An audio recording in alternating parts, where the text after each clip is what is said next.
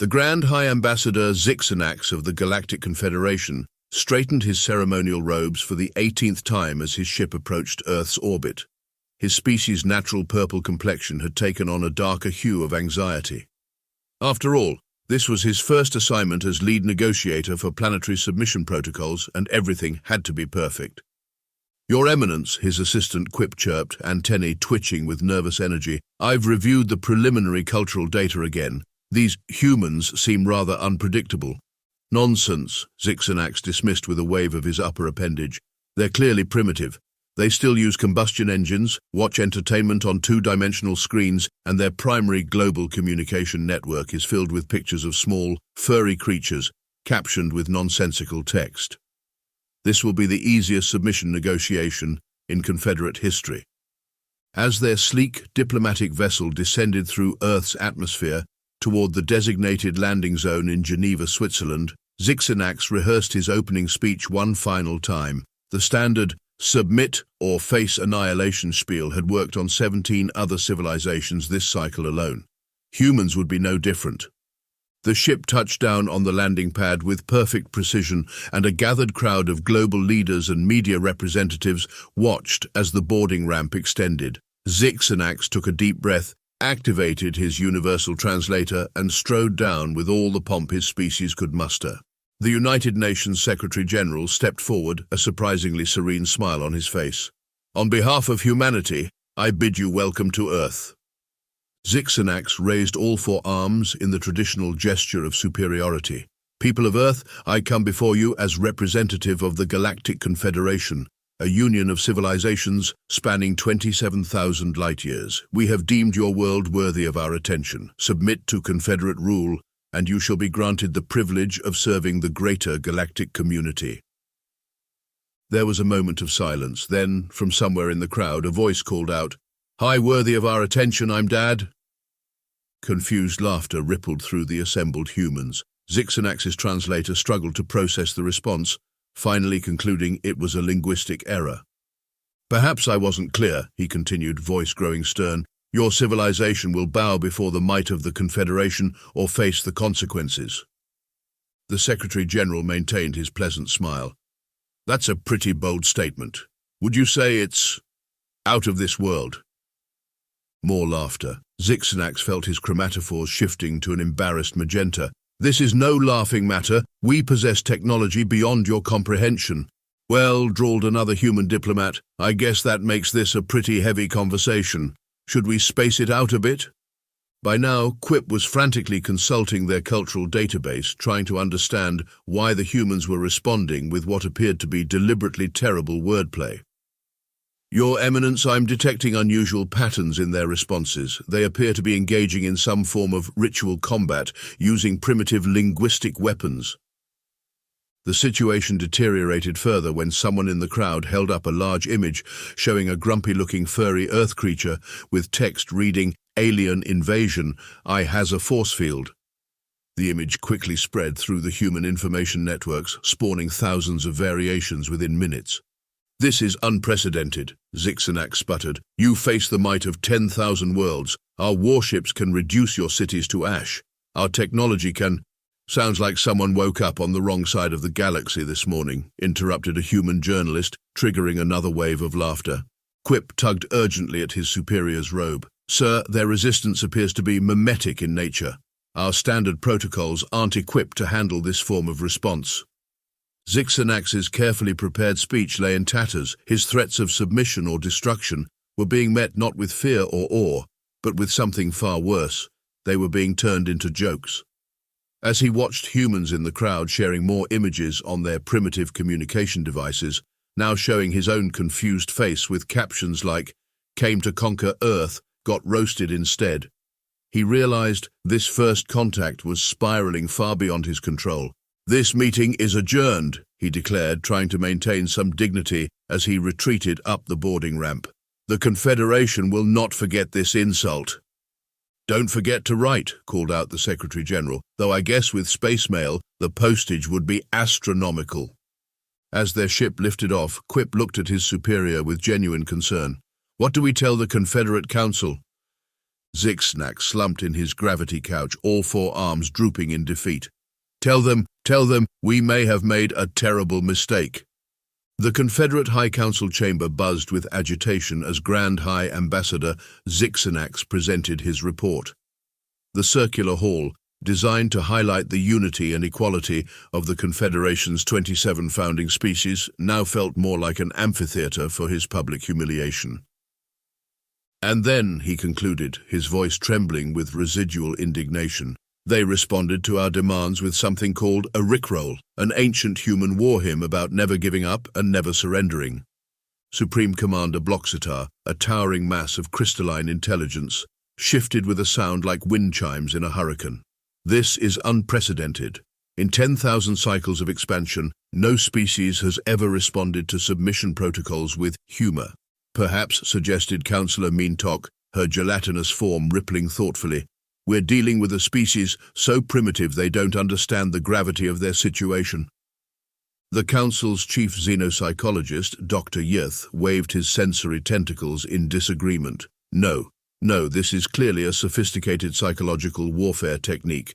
Consider the evidence. They've weaponized their entire information network with these memes. Every threat we make is instantaneously transformed into what they call content, spreading faster than our censorship algorithms can track.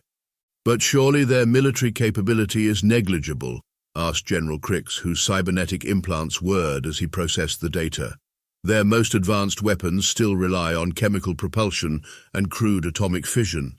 Zixnax cleared his throat nervously. About that, our intelligence suggests they've developed something called Twitter.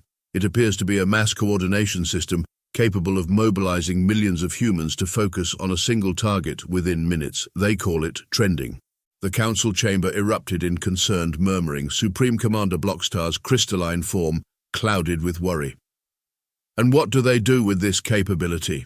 They make fun of it relentlessly until the target either adapts or becomes what they call a dead meme.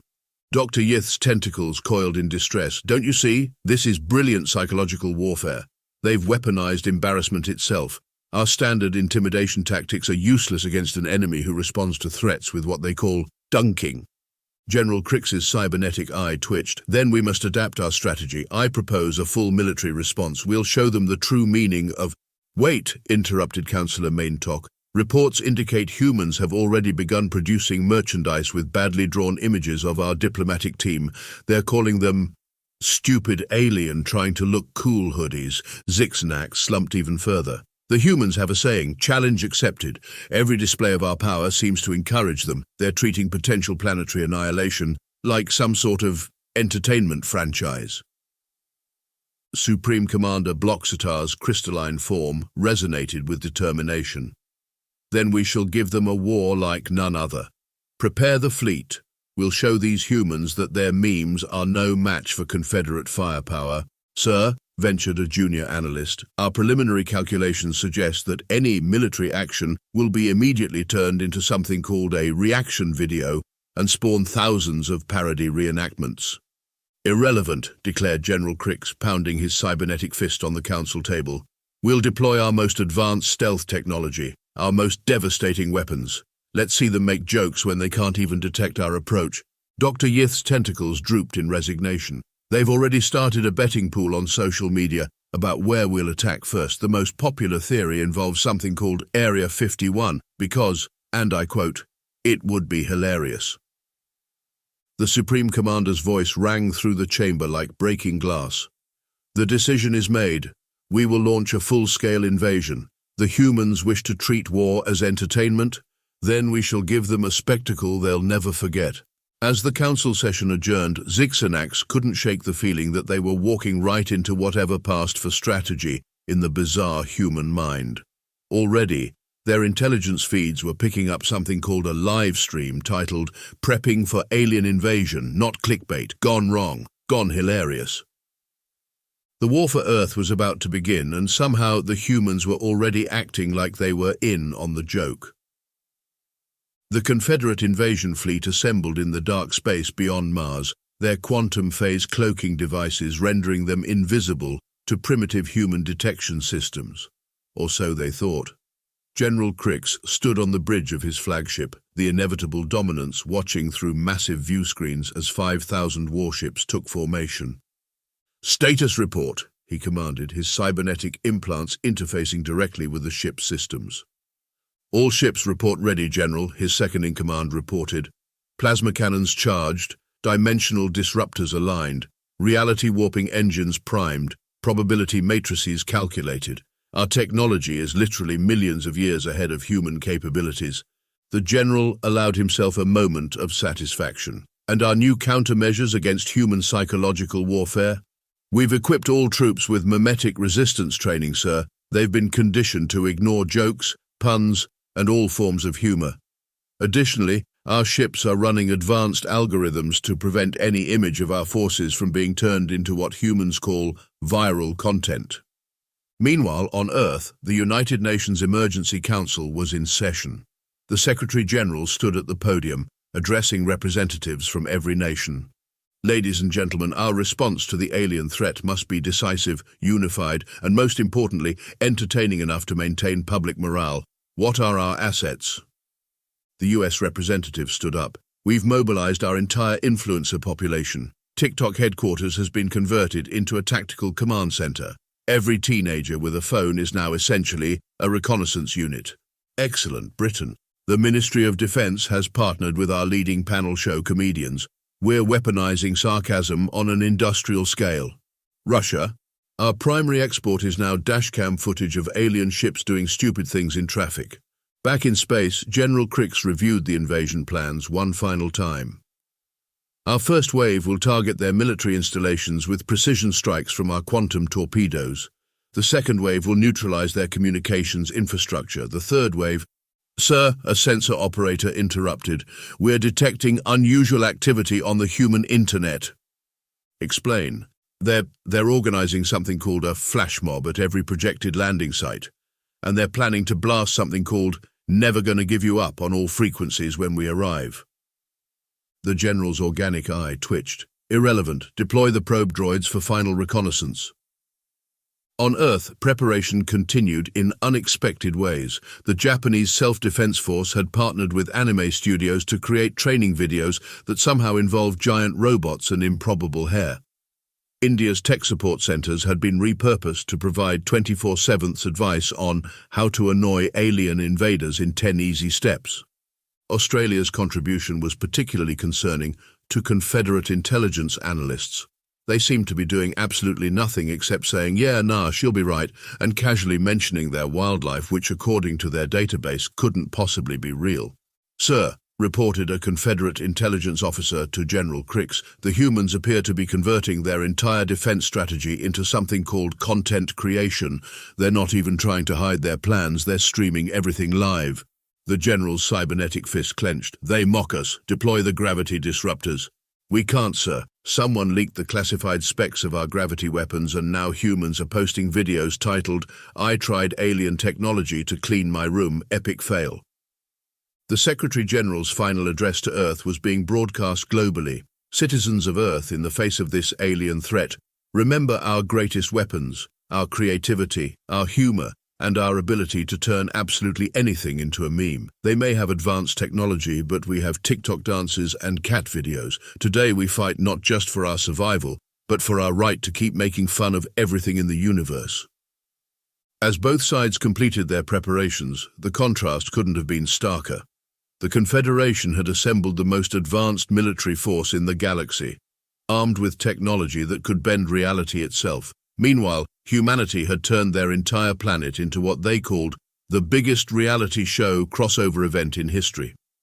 The stage was set. The aliens had their quantum weapons and dimensional disruptors. The humans had their phones out and were ready to start streaming. The greatest conflict in Earth's history was about to begin, and somehow humanity had already turned it into a trending hashtag, #AlienInvasion 2024 goes wrong. The Confederate fleet descended upon Earth with perfect military precision. 5,000 ships moved in flawless geometric formations, their quantum drives humming in harmony as they prepared to demonstrate the futility of resistance to the human species. General Crix stood proudly on his command bridge, Begin the assault. Deploy the reality-warping engines first. Let them witness true power. The massive engines powered up, their exotic energy signatures reaching out to alter the very fabric of space-time around major human cities. But something was wrong. The energy readings weren't making sense. "Sir," a confused technician reported, "the humans they're throwing parties in the distorted zones. They're calling them gravity raves and charging admission. Someone named DJ Quantum is playing something called dubstep that's actually syncing with our reality distortion frequencies." Before Crix could process this information, the second wave of attacks began. Precision-guided quantum torpedoes streaked toward military installations worldwide. The humans' response defied all tactical logic. Instead of futile attempts at shooting down the advanced weapons, they were broadcasting cat videos, millions of them. The quantum guidance systems, programmed to analyze and counter any defense, found themselves trying to process videos of cats knocking objects off tables, cats getting startled by cucumbers, and cats chasing laser pointers. "Sir, the torpedoes they're changing course. They're chasing laser pointer dots that the humans are projecting into the sky." Crix slammed his cybernetic fist onto his command console. "Impossible! Launch the drone swarms. The humans can't possibly—" "General, the humans are using something called Wi-Fi names to confuse our drone guidance systems. Every house below us is broadcasting networks named definitely not Area 51.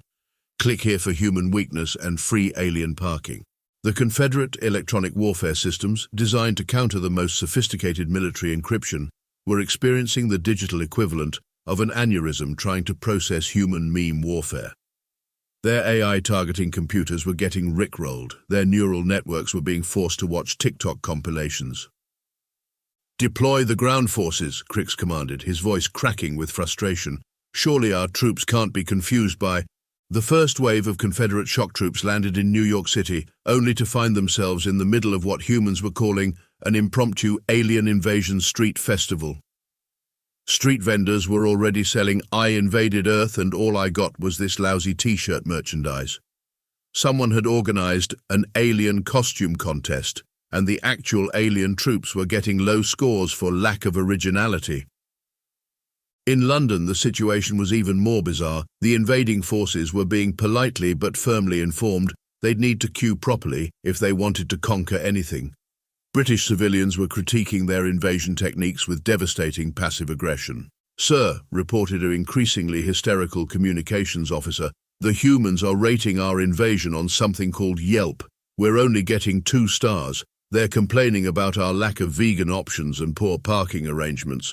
The Confederate battle doctrine, perfected over millennia, had no protocols for dealing with an enemy that responded to apocalyptic threats by turning them into social media entertainment.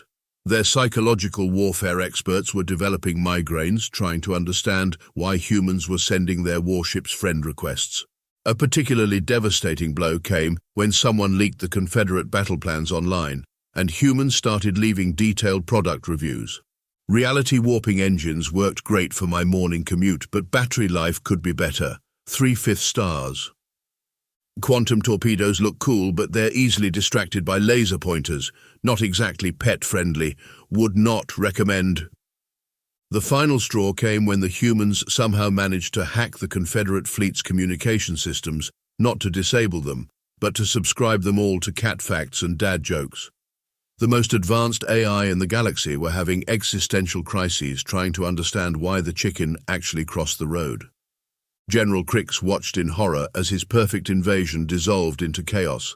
His troops were being challenged to dance battles. His fearsome war machines were being turned into selfie backgrounds.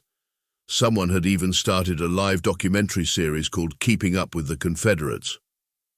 "Sir," his second-in-command reported gravely, "we're trending on multiple human social media platforms. They're calling this invasion surprisingly mid and saying last year's attempted robot uprising had better production values." The mighty Confederate war fleet hung in Earth's orbit, their crews suffering from what human psychologists would term a massive collective bro moment. Their sophisticated battle computers were still trying to calculate whether humanity's response could technically be classified as resistance, surrender, or performance art. General Crick slumped in his command chair, watching as humans turned his invasion force into what they called premium content. "Send word to the Confederate Council," he ordered wearily. "The humans appear to be immune to conventional warfare. They're not fighting our invasion, they're binge-watching it." The Confederate Council convened an emergency session aboard their flagship, the mood as dark as the space surrounding them.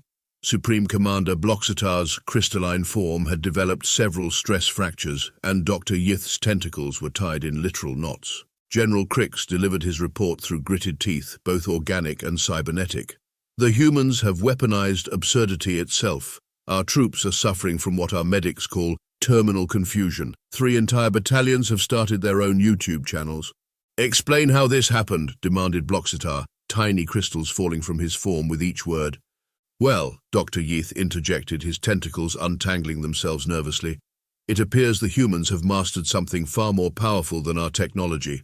The art of turning everything into entertainment. They're not just resistant to our psychological warfare, they're enjoying it." The Council watched in horror as human news networks displayed their Top 10 Alien Invasion Fails compilation.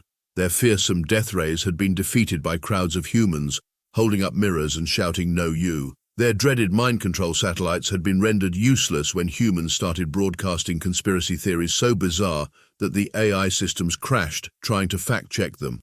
But the real turning point came when humanity decided to stop merely reacting and started getting creative. The United Nations unveiled their masterstroke, Operation Comedy Central. Every stand-up comedian on Earth was mobilized. Dad jokes, previously considered a mild annoyance, were now deployed as tactical weapons. The Confederate neural networks, trying to process the concept of why did the alien cross the solar system, were experiencing the machine equivalent of brain freeze.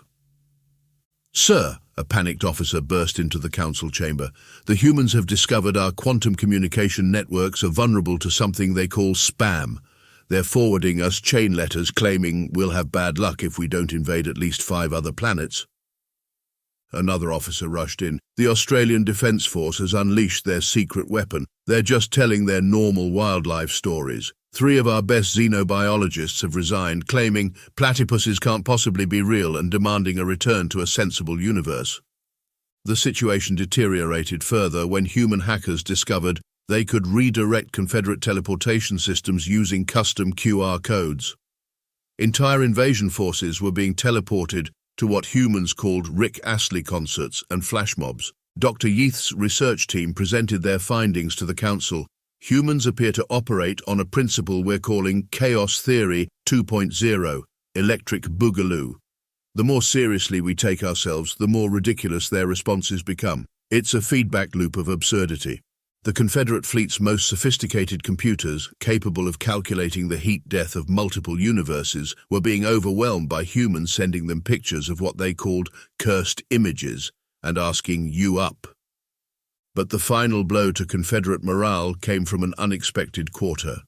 Their troops had discovered human social media, and things were getting out of hand. Fearsome warrior races were becoming obsessed with cat videos. Battle-hardened veterans were getting into Twitter arguments about whether quantum torpedoes counted as clean energy weapons. "Supreme Commander," General Crix reported, his cybernetic eye twitching uncontrollably, "we've lost control of the narrative. The humans have started a reality show called Confederates Got Talent, featuring our troops. The worst part is, some of them are actually quite good."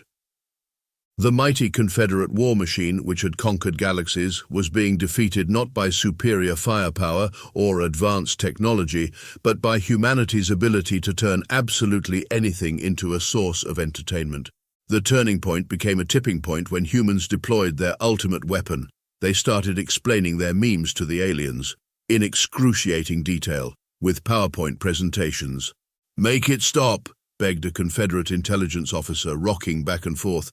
"They've been explaining something called loss for 3 hours now. Nothing makes sense anymore." The Council watched in helpless horror as their invasion force succumbed to what humans called going viral. Their troops were doing TikTok challenges. Their fearsome battle mechs were being used as backgrounds for Instagram influencers. Someone had taught their quantum AI the concept of dad jokes, and now it wouldn't stop asking, why did the quantum particle cross the dimensional barrier? Dr. Yith's final report to the council summed up their predicament. We came expecting a war. Instead, we've become content creators. Our troops are more interested in their follower counts than their kill counts. We've lost the war not because we couldn't defeat humanity, but because we've become part of their entertainment ecosystem. Supreme Commander Bloxatar, his crystalline form now resembling a disco ball from stress fractures, made one last attempt to salvage their dignity. Perhaps we could negotiate a... He paused, his voice cracking. A brand deal. The council chamber fell silent as they realized just how completely humanity had transformed their mighty invasion force. They hadn't just failed to conquer Earth, they'd become its newest source of social media content. The Confederate War Council gathered in their emergency bunker, deep within their flagship, surrounded by holographic displays showing their increasingly bizarre tactical situation. Supreme Commander Bloxatar had developed so many stress fractures that he now resembled a walking disco ball, catching and reflecting light with every anxious movement. Dr. Yith, the chief xenopsychologist, delivered his analysis with all 8 tentacles, wrapped around a comfort stress ball. Humans have developed what appears to be psychological warfare's final form. They've turned our entire invasion into what they call wholesome content. Our troops are experiencing unprecedented levels of what humans term feeling seen. General Cricks, whose cybernetic components were beginning to malfunction from constant exposure to human memes, pulled up the latest battle statistics. Our quantum targeting systems are in complete disarray. The humans have discovered that our advanced AI can be crashed by forcing it to process their concept of post-ironic humor. We still haven't recovered from something they call deep-fried memes. But the true turning point began when humanity shifted from defensive mimetic warfare to active countermeasures. The United Nations unveiled their master strategy, Operation Infinite Jest. Every comedy writer, internet troll, and particularly annoying younger sibling on Earth was recruited into a unified force of weaponized humor. The effects were devastating. Confederate battle computers, attempting to analyze human tactical responses, encountered their first major failure when faced with the "why did the chicken cross the road" paradox. The quantum processors capable of calculating parallel universe probabilities crashed while trying to determine if the chicken's road-crossing intentions were literal or metaphorical. "Sir," reported a frazzled intelligence officer, "the humans have started categorizing our invasion forces into something called Hogwarts houses. 3 entire battle groups are now arguing about whether our plasma cannons are more Ravenclaw or Slytherin." The situation deteriorated further when humanity deployed their specialized units. The IT department of every major corporation was mobilized to send the Confederate fleet meeting invites that could have been emails. The alien forces' sophisticated communication networks buckled under the strain of endless reply-all chains. Psychology graduate students began publishing papers analyzing the Confederate military structure through the lens of zodiac signs. The resulting existential crisis among alien troops led to what human observers termed the galaxy's biggest group therapy session. Dr. Yith's tentacles knotted themselves into a pretzel as he continued his report. The humans have somehow weaponized their most powerful psychological tool, social awkwardness. They're responding to our death threats with K and scene messages. Our morale officers have no defense against this level of passive aggression. But the real catastrophe struck when humanity unleashed their ultimate weapon: customer service techniques. Confederate commanders found themselves trapped in endless phone trees, being told their conquest was very important to Earth while being forced to listen to smooth jazz versions of "Never Gonna Give You Up." The mighty invasion fleet, which had conquered 1,000 worlds, was being undone by humans asking, "Have you tried turning the quantum death ray off and on again?" and insisting on speaking to the manager of the Galactic Conquest Department. Supreme Commander Bloxatar watched in horror as the tactical displays showed their forces succumbing, one by one, to human absurdity. "They've started rating our invasion on Yelp," he whispered, crystal shards falling from his form. "They're complaining about our lack of gluten-free options in the conquest menu." The Confederate military doctrine, perfected over millennia, had no protocols for dealing with an enemy that responded to apocalyptic threats by turning them into marketing opportunities. Their fearsome warships were being sponsored by Raid, Shadow Legends, and their troops were more concerned about their subscriber counts than their kill counts. As the Council watched their invasion crumble into what humans called prime entertainment, Dr. Yeath made one final observation. We made the classic villain mistake. We gave them time to monologue, and they turned it into a podcast series. General Crix's remaining organic eye twitched violently as he reviewed the latest reports. Their dimensional disruptors were being used for TikTok transition effects. Their reality warping engines had become popular backgrounds for Instagram influencers. Someone had taught their quantum AI about puns, and now it wouldn't stop making jokes about Schrödinger's cat. The mighty Confederate war machine had finally met its match, not in superior firepower or advanced technology, but in humanity's boundless capacity to turn absolutely anything into entertainment. As Supreme Commander Bloxetar watched their fearsome army dissolve into what humans called content creators, he realized they'd not only failed to conquer Earth, they'd become its newest source of viral videos. Perhaps, he suggested weakly, his crystalline form now glittering like a portable dance floor, we should consider a strategic influence marketing partnership instead? Supreme Commander Bloxetar made his final decision. If the Confederate fleet was going down, they would go down in a blaze of glory. He ordered every remaining ship to converge on Earth for one last massive battle. 5,000 warships, their weapons charged to maximum, prepared for the ultimate confrontation. Today we end this farce, he declared, his crystalline form sparkling with determination. All ships prepare to... Sir, interrupted his communications officer, the humans are live streaming our approach. They're calling it Season Finale, Alien Invasion Edition, and they've already sold advertising space. Nevertheless, the Confederate fleet pressed forward, their quantum drives humming in harmony as they prepared to demonstrate the true might of their civilization. The moment was epic, terrifying, and apparently sponsored by Raid, Shadow Legends. The humans responded by organizing what they called the galaxy's biggest flash mob. Major cities worldwide coordinated a synchronized dance routine to Space Oddity. Confederate tactical computers, attempting to analyze this as a military maneuver, began playing their own version of the Macarena.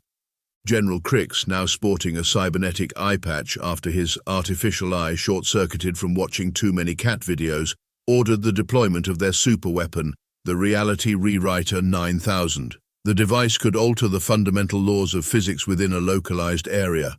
The humans countered by having their physics graduate students explain quantum mechanics through interpretive dance. The Reality Rewriter, confronted with both Schrödinger's cat and breakdancing electrons, achieved sentience just long enough to decide it needed a career change. Launch the dimensional disruptors, Bloxetar commanded, his voice cracking like breaking glass. The fearsome weapons fired, tearing holes in the fabric of space-time itself. The humans used the dimensional rifts to organize the first cross-dimensional talent show. Confederate forces watched in bewilderment as their terrifying space-time anomalies were being used for special effects in TikTok videos. Dr. Yeath, who had by now developed a serious addiction to human social media, made a startling discovery. Commander, the humans have started a GoFundMe to buy our fleet and convert it into the galaxy's biggest entertainment franchise. The final confrontation reached its peak when the Confederate flagship attempted to deploy its ultimate weapon, the Consciousness Scrambler. The device was designed to induce confusion and disorientation in enemy forces. The humans responded by broadcasting their entire collection of conspiracy theory videos. The Consciousness Scrambler, exposed to theories about flat Earth and birds being government drones, suffered an existential crisis and began writing poetry.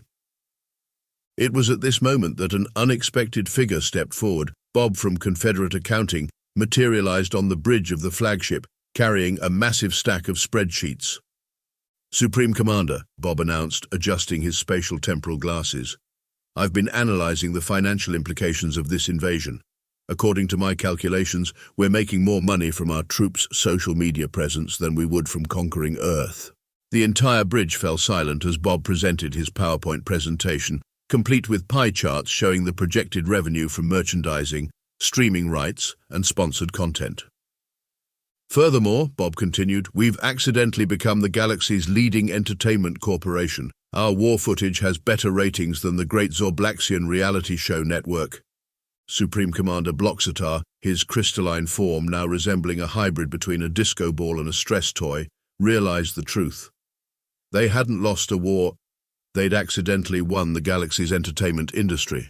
The peace negotiations that followed were unlike any in galactic history. Instead of discussing territorial concessions or reparations, both sides' lawyers haggled over streaming rights and merchandise licensing. The Treaty of Earth, sponsored by several major corporations, established the first intergalactic entertainment consortium. Confederate warships were converted into filming studios, their fearsome weapons repurposed for special effects. General Crix found a new calling as a social media influencer, his remaining cybernetic components proving perfect for tech review videos. Dr. Yith became the host of the galaxy's first cross-species talk show, Tentacles of Love.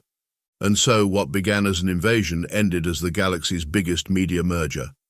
The Confederate Council was reorganized into a broadcasting network, their fearsome military might redirected into producing content for an ever-growing interstellar audience. As Supreme Commander Bloxatar signed the final peace treaty, live-streamed across 27,000 worlds, he couldn't help but smile.